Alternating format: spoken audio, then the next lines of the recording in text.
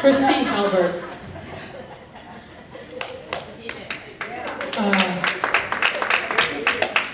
Christy Halbert, who holds a Ph.D., has worn many hats in women's boxing. Her contributions to the sport include her nonstop advocacy for the right for women to compete in amateur boxing, culminating in its being contested as an Olympic sport in the 2012 London Games. Christie's pioneering efforts researching the social experiences of female fighters is seminal, and her talents as an Olympic-style coach and trainer in boxing programs here in the United States and in such places as Trinidad, Kazakhstan, Scotland, and Sri Lanka have helped elevate the level of amateur female boxing. She has gone on to write articles and books related to the sport, has served as an Olympic coach for Team USA, and is the director of the Boxing Resource Center, a nonprofit organization dedicated to training youth and adults in the science and art of amateur boxing. No stranger to the squared circle, Christy has also boxed and knows from experience the challenges women face in the ring. My name is Christy Halbert. I'm from Nashville, Tennessee. I've been involved with USA Boxing on the international level as a level 4 coach for about 12 or 13 years now. USA Boxing has been involved on the international level with women's boxing since 1998 when they had a dual meet with Canada. And the skill level has increased tremendously. The boxers now are faster, stronger, bigger. They demonstrate the same heart that they did back in 1998. And when we had the first World Championship in 2001, it was a fantastic event in Scranton, Pennsylvania, the first ever Women's World Championships. Team USA got 4 medals and displayed the kind of heart that they have now. I think that's really, for the United States, I think that's the foundation of boxing for women's boxing, is the heart that they bring to it. In the United States, women boxers are true amateurs. They don't get paid for what they do. They don't look forward to lucrative professional careers. And so they are doing this for the love of country, for the pride of getting in the ring and representing their home community and their country. And I think getting into the Olympic Games is a big step for them, something that they can look forward to. Even back as early as the late 90s, mid to late 90s, I became known as kind of a women's coach, the person who really understood what was going on sociologically with women boxers in the United States, the barriers that they were facing locally, regionally, nationally, internationally. And I'm, sometimes I feel like that's a little bit limiting. People don't understand I also work with men as well, but at the same time, I'm proud of the expertise that I have, and one thing that I've tried to consistently do throughout the years is to bring voice to the athletes' concerns, or amplify the voices that they have, so that athletes can speak up for themselves, or if they're afraid to speak up, then I can bring concerns on their behalf, whether it's nationally or internationally. The dual series is incredibly important for the development of our women boxers. The series, as it was designed, is literally a series of international duels. In the past, in boxing, we would have a dual meet. So it would be United States versus another country, and they might box once or twice, and then that was it. In the international series of duels, what we've been able to accomplish is win, lose, or draw, boxers are boxing every other boxer in the tournament, every other foreign boxer in the tournament.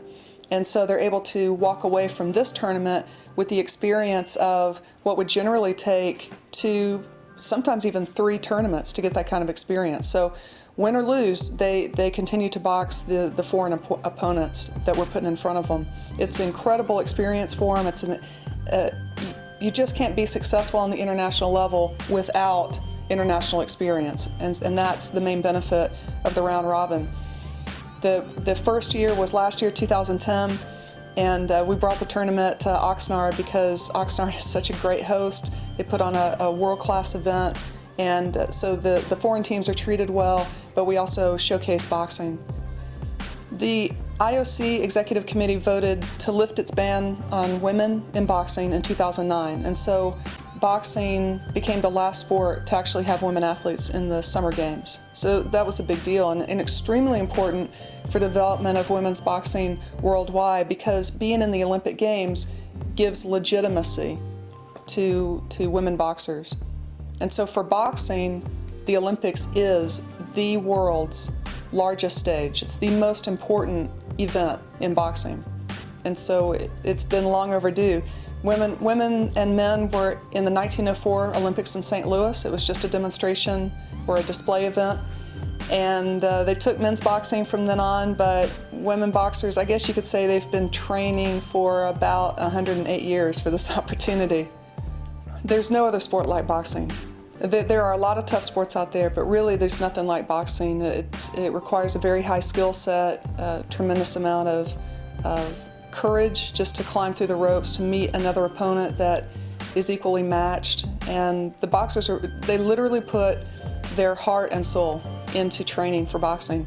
So you can imagine that just to win a national championship is taking a lot of work on their part. The sacrifice that they put in for boxing it basically becomes a full-time job.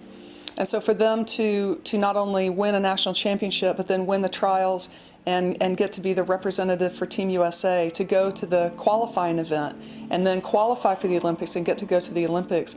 I mean, we're going to see tremendous boxing at the trials and at the World Championships. And unfortunately, out of hundreds and hundreds of women that are attempting to become the representative for Team USA and become Olympians, we're only going to see 36 women boxers in the Olympic Games, and that's across 3 weight categories. In 2012, there will be 250 male boxers across 10 weight categories.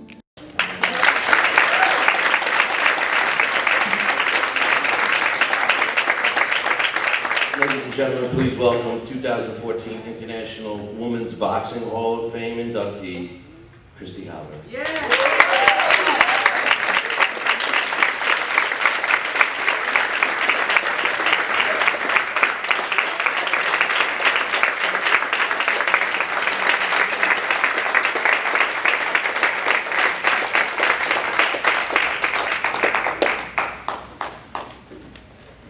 I'm so honored to be here and with you all and share such a special, this inaugural event. And I want to thank Sue Fox and Melissa Smith and the others that served on the board. It's really an honor for me. And I'm also honored to be in this group of women. And I was looking at the list and I was thinking, wow, pioneer, trailblazer, and I'm going down the list and I'm thinking, no, these women boxers are beyond that.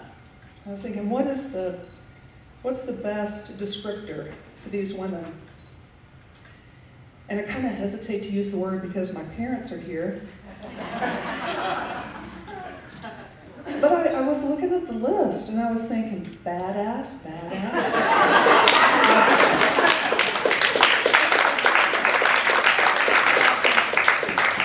So I'm happy to be included in such company. And also to represent the amateur side of the sport. Less, I think, is known about us, and I hope that amateur boxing now is a stepping stone for girls and women that want to eventually turn professional.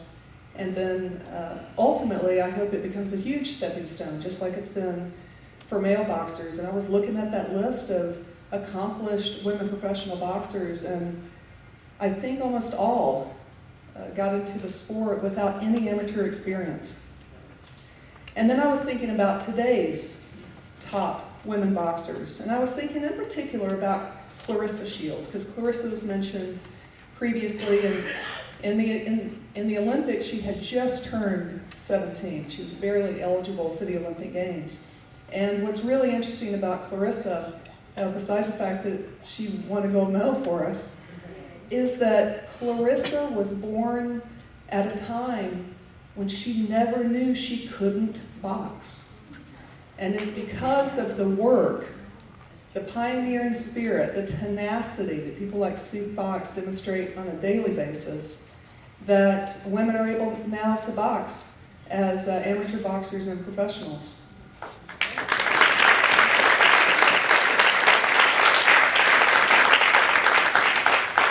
And I have to mention a couple of names that haven't been mentioned yet. These are people who have assisted me in the amateur side of the sport, and I've called on them many, many times, and they've been shoulders to cry on, and of course I have to start with the Franklins.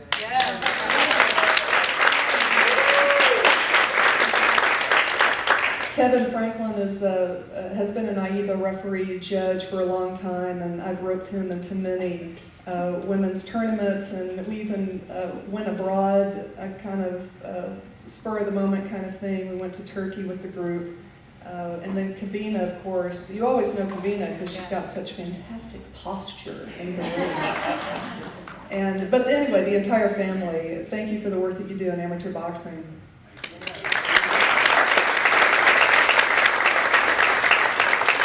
Now, Coach Al Simpson is looking away because he thinks he won't be mentioned if we don't make eye contact. But he knows I have to say something. And, Coach Al, yes. Coach Al and I worked together at the first, we were coaches at the first Women's World Championships, which was held in 2001 in Scranton, Pennsylvania. And I think Al, deep inside, is a woman boxer. He understands what it is, what it means, and has always been so supportive. But he also understands that boxing's tough. And being a woman in the sport is very difficult. Being a woman coach is tough. And I always felt from the very beginning that I had his full support. So I want to mention him and thank him for his work.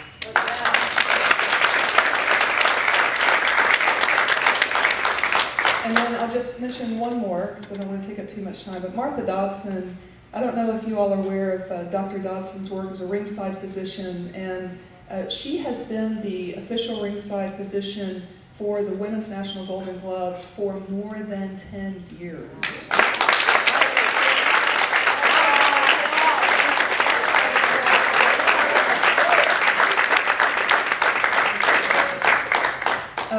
Of course, we can't have boxing without, or amateur boxing without having a ringside physician present, but Martha goes above and beyond that sort of role and really cares about the athlete's health, and she's also contributed dramatically with the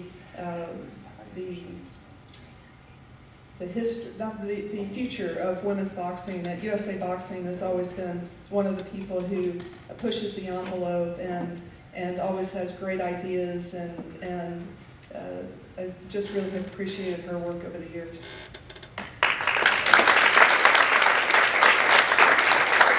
I think one of the great things about this event, thinking about how difficult women's boxing is for some of us who are struggling through it. You know, the day-to-day. Boxing's difficult. I tell boxers all the time as they're finishing their last drill on the heavy bag that if boxing were easy, everybody would do it. Because it's cool and it's fun, but it's really, really hard. And so the boxers who are being honored today, I think, represent boxers everywhere who are lacing up gloves and getting up even though they're sore, they're doing their road work. But we're also, all of us, I think, pioneers, because every time we climb through the ropes, we are representing something a little bigger than ourselves, and we are pushing that envelope together. And sometimes that can be lonely work, and I know we've all felt that from time to time. So an event like this is even more special because we're celebrating the work. We're taking a moment out of our busy lives. This, of course, would not be possible without Sue Fox putting the whole thing together. And I'm just honored to be here. Thank you very much.